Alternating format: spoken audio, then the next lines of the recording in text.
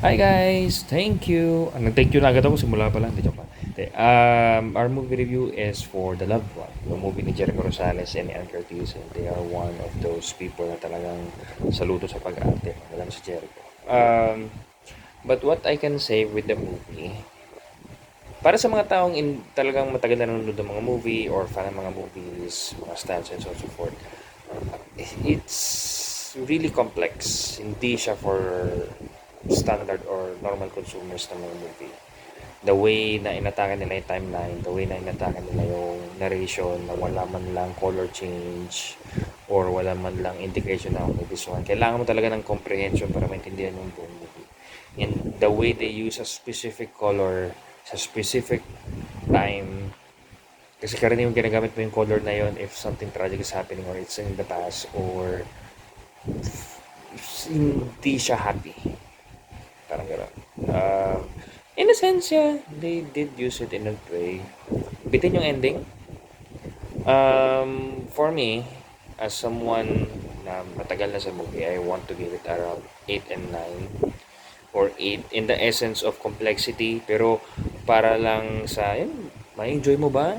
Ano mo ba? That would really depend.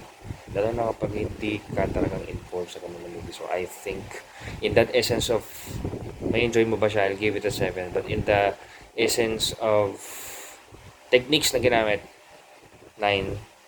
Rin na, let's just go with 7. Kasi talagang,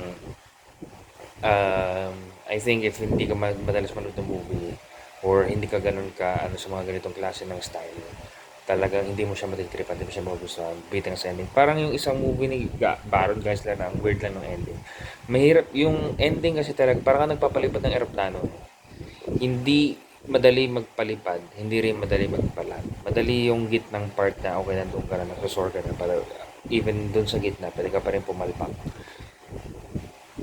I just want to appreciate the work done, the research, the complexity, hindi siya madali.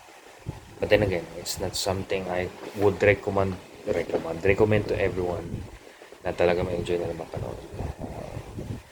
Yung previous movie na mga napanood, I would put 10 over 10, ninunote ko pa yan.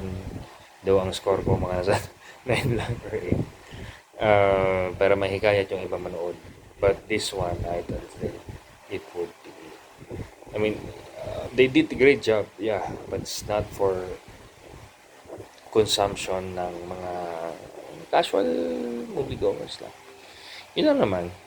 So, marami akong gustong i-raise up na topic din tulad ng last time nung pinanood ko yung Dalaw to Winner, but okay na, okay na. Okay, take care now and bilad in all things, lalo na sa relationship, hindi madali yan.